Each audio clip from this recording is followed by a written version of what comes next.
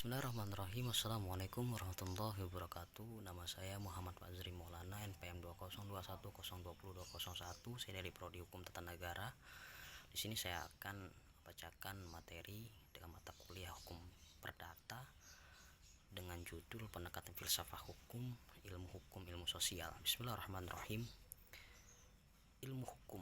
Beberapa pendapat mengatakan bahwa karena filsafat merupakan bagian khusus dari filsafat pada umumnya, maka berarti filsafat hukum hanya mempelajari hukum secara khusus, sehingga hal-hal non-hukum menjadi tidak relevan dalam pengkajian filsafat hukum. Sebagai filsafat hukum tunduk pada sifat-sifat cara dan tujuan dari filsafat pada umumnya. Di samping itu, hukum sebagai objek dari filsafat hukum yang mempengaruhi sifat filsafat hukum. Dengan demikian, secara timbal balik antara filsafat hukum dan filsafat saling berhubungan. Secara sederhana dapat dikatakan bahwa filsafat hukum adalah cabang filsafat, yaitu filsafat tingkah laku atau etika yang mempelajari hakikat umum. Dengan perkataan lain, filsafat hukum adalah ilmu yang mempelajari hukum secara filosofis. Jadi objek filsafat hukum adalah hukum, dan objek tersebut dikaji secara mendalam sampai kepada inti atau dasarnya, yaitu disebut dengan hakikat. Menurut Purnadi Purbacaraka dan Surjano Soekarto, hukum dapat diartikan sebagai berikut. Yang pertama, ilmu pengetahuan, yakni pengetahuan yang tersusun secara sistematis atas dasar kekuatan pemikiran. Yang kedua, disiplin. Yang ketiga, norma. Yang keempat, tata hukum. Kelima, tugas. Keenam, keputusan penguasa. Ketujuh, proses pemerintahan. Delapan, sikap tindak ajek atau perekonomian yang teratur.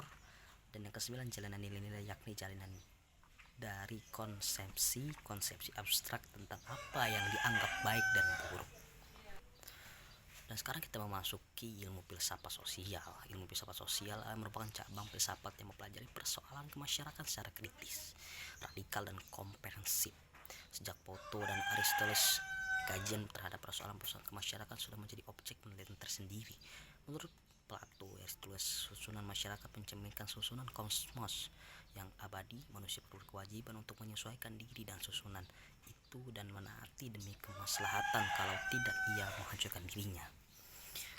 Perubahan hukum dan sosial. Proses terjadinya perubahan-perubahan dan pada masyarakat di dunia pada dewasa ini merupakan suatu gejala yang normal, yang pengaruhnya menjalar dengan cepat ke bagian lain dari dunia, antara lain berkat adanya komunikasi modern dengan taraf teknologi yang berkembang dengan pesatnya.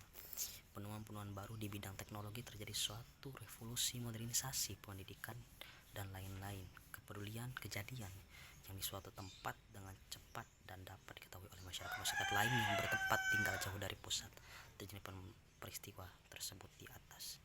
Faktor mempengaruhi terjadinya perubahan sosial. Pada umumnya dapat dikatakan bahwa sebab-sebab terjadinya perubahan sosial dapat bersumber pada masyarakat itu sendiri dan ada letaknya di luar masyarakat tersebut, yaitu yang datangnya sebagai pengaruh dari masyarakat lain atau dari alam sekelilingnya. Sebab-sebab yang bersumber masyarakat itu sendiri adalah antara lain bertambah atau berkurangnya penduduk, penemuan baru, pertentangan, dan terjadinya revolusi. Suatu perubahan sosial dapat bersumber pada sebab-sebab yang berasal dari luar masyarakat, misalnya sebab-sebab yang berasal dari lingkungan alam, peperangan, pengaruh kebudayaan masyarakat lain, dan sebagainya. Terima kasih. Mungkin sekian yang dapat saya bacakan. Wassalamualaikum warahmatullahi wabarakatuh.